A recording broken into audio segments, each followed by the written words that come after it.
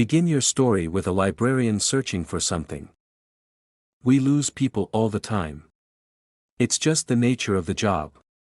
What can you expect from a place full of nooks and crannies people intentionally go to get lost in? I usually don't worry when I don't see someone for a while, but when it's been days since someone's checked out, it's usually a sign that I need to step in. I'm not doing this alone, thankfully. No librarian is ever truly alone, are they? I have help from the watchers and listeners of the shelves. Thanks to them, it usually doesn't take long to get the scent, if you know what I mean. However, today is one of the rare, and unfortunate, exceptions when my search has exceeded more than an hour, and an hour is pushing it. I've been searching and asking around for almost 6 hours, scouring shelves and listening for the telltale breathing. The watchers have their quadrants, so it's much like playing hot and cold, bad news. One says, and my brain shivers in my skull, both from its existence and its statement. They crossed the tape. Says the watcher, and I groan. Are you sure? My stomach still drops at the thought, even though I've been doing this a very long time, long enough that I remember every book on every shelf better than my own child's face, but knowing a poor soul lost themselves beyond the tape. I grieve for them. The watcher doesn't speak, but generates an affirmative sensation. That means I have to backtrack to my desk for supplies. I thank them, asking that they send word ahead of my arrival. It's been a while since I've had to go past the tape, which means it's been a while since I entered the broom closet. The helmet is dusty, it looks almost like it's from one of those old-fashioned scuba diving suits. It's not nearly so heavy, though. There's a bright lamp affixed to the front just above the visor, but it's as much of a hindrance as a help. While, most of the time, those beyond the tape know not to bother me, some still get bored enough to try, and the lamp acts like a beacon. I don't blame them, it's what prisoners do. Find the weakest among them and test their mettle. I've got a sack full of non-perishables, tinctures, aspirin, and a compass, not like the kind you're used to, but would take too long to explain, and time is of the essence, so I'll let your imagination handle it from here. I sling the sack across my body, and fasten my waist with a utility belt that would make a trust fund back character with abandonment issues jealous. It's got floss, lighters, matches, and a few more tools that don't exist outside of the library. The last thing I grab is the flamethrower. This is where I should be very transparent with you. I'm not actually the librarian. I'm the librarian's assistant. I know, isn't that just your luck, right?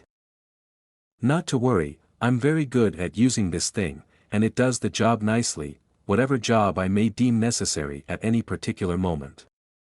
But the head librarian doesn't really need much of anything to ward off what lingers here. I don't know exactly where he is at the moment, nor do I want to know. If this were a real pickle I would summon him, but while a rare occasion, it's not unusual in the scope of 1,000 years.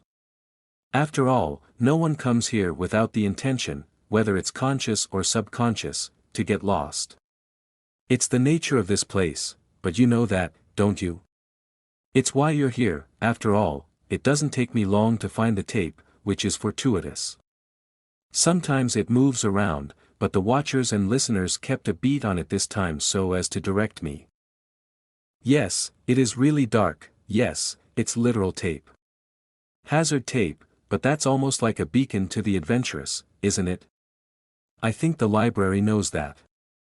It's greedy, but it's also quite discerning in taste. In some circles that means that I should extend congratulations to you. In others, I offer my sincerest sympathy. I hear my name and ignore it as I crawl through the crisscross of reflective strips. The tape moves not at random, by the way. It genuinely serves as a warning, whether it's gatekeeping sections currently under construction, in repair, or missing. I try not to, but I think that last one has something to do with where the head librarian went. Don't worry about it. My name is not important. So ineffectual that I've forgotten. I hear my name again as I begrudgingly turn on the lamp. Not a lot of help, just enough light to ensure I don't trip over anything, or disturb the shelves.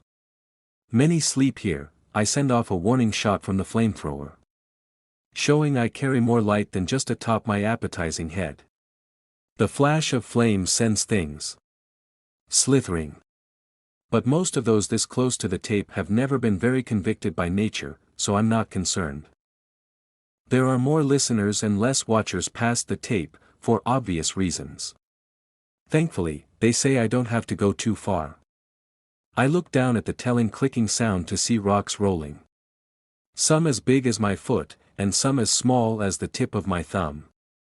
The smaller ones move more easily, but all are rolling as if pulled toward a central point.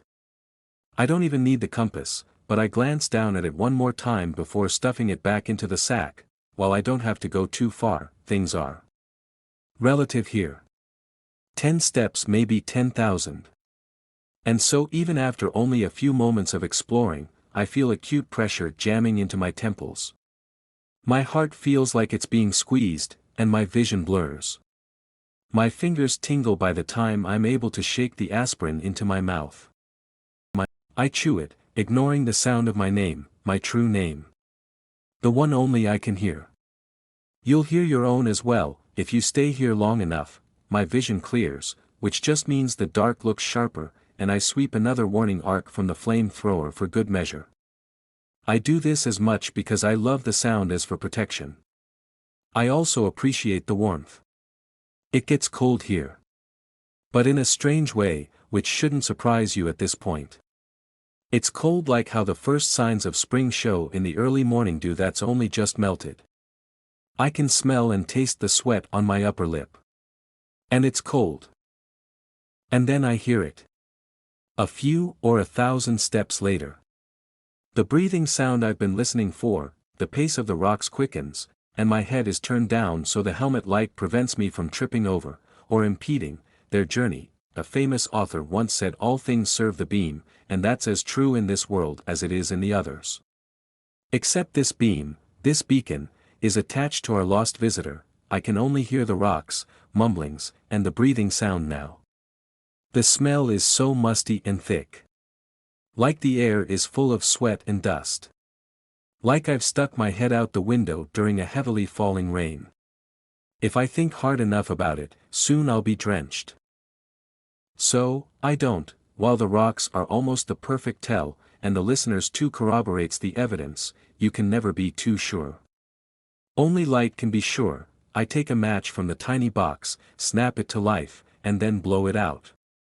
Tiny smoke tendrils curl and waft until they also follow the same flow as the rocks. Excellent, we've not been led astray. A few or 1,000 more steps, and the rocks are gathering down an aisle where the breathing is more like wheezing, like the desperate struggle to take in.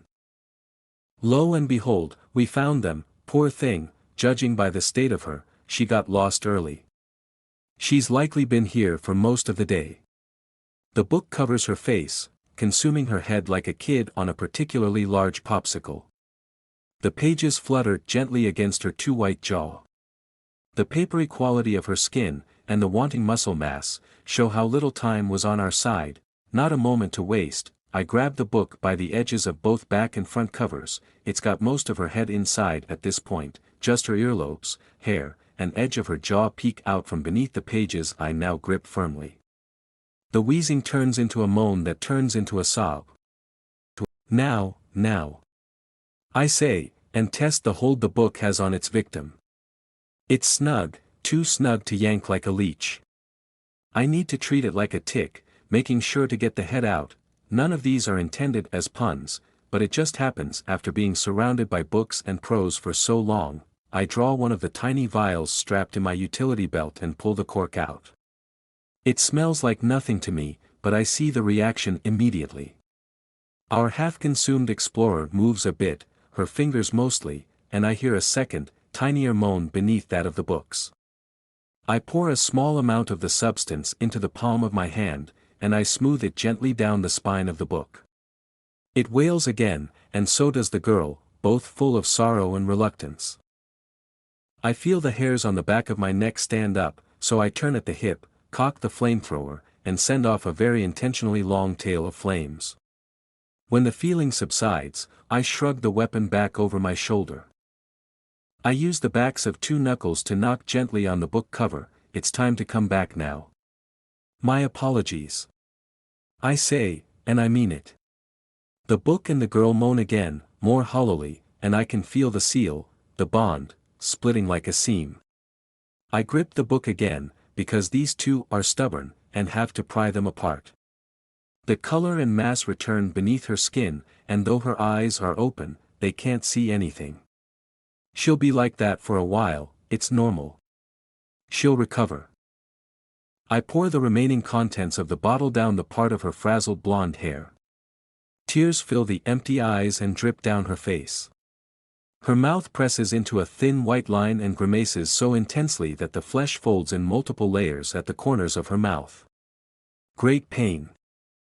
Even after 1,000 years I still can't help but feel sorry, so I pull her burning head under my chin, and rub circles into her back. I'm sorry, dear. I know you've been told otherwise, but this place is a prison, and that isn't your story. Yours is still being written, and the one which made you pretty promises is lying and jealous. One day you, if the world is cruel, may yet have a place here. But it's not today. So let's go have a cup of tea. I tell her, as I've told many like her. I've gotten better at it over the years. I used to have to fight with them. Often I'd give up and just keep them safe until the head librarian got back to talk them down. She finally lets out a weak, wheezing breath. I take advantage of the broken seam of her lips and pour a tincture down her throat. I don't even have to look anymore, I can just feel the specific melodies that make each tincture different. It helps that the one I need usually sings a bit louder as a courtesy, and it'll purr like a cat when I've touched my fingers to it. She chokes a bit, but her eyes start to clear. Good enough for now. The back of my neck has another sudden influx of goosebumps. We've overstayed our welcome. It's time to go.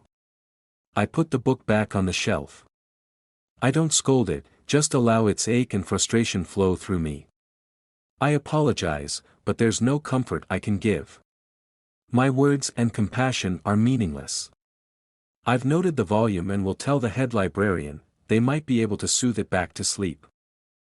I tap the metal bauble around my neck, and we're back at my desk. I drape the girl onto a nearby love seat that's seen better days, starting the kettle before heading to the broom closet to stash the emergency kit. She'll be fine. People like her, and you, always are. This place was made to help the wanderers and recklessly imaginative.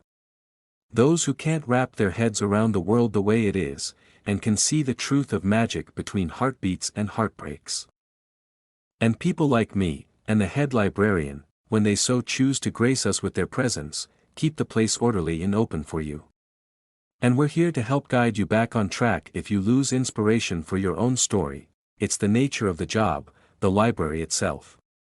What else can you expect from a place full of nooks and crannies that people choose to get lost in? Man, I wish there was a whole universe with this magical library at the center. I'd love to read more about what exactly the head librarian and his assistant's jobs entail. Truly great work, OH. It's funny you mention that, because I've been planning something. XD, thank you so much for reading this story and taking time to leave your kind thoughts. I'm so glad you enjoyed it. I am so glad I read the story. This is fantastic writing. All things serve the beam, turtle, a well-deserved win, congratulations. I can feel the seal, the bond, splitting like a seam. I grip the book again, because these two are stubborn, and have to pry them apart. I'm sure every ardent reader can relate to some part of it. To serve up a fantasy that feels so real is no mean task. Brilliant work. Congratulations. Hi Kens, welcome to Readsy. This was an outstanding win. It answered the prompt beautifully while executing the perfect life questions. I also adored the way you felt this narrator's journey. We've all been the assistant in the world where everyone needs the head honcho. It was absolutely gorgeously written. Nice work, thank you so much, Amanda. So very glad you enjoyed the story and resonated with the assistant librarian.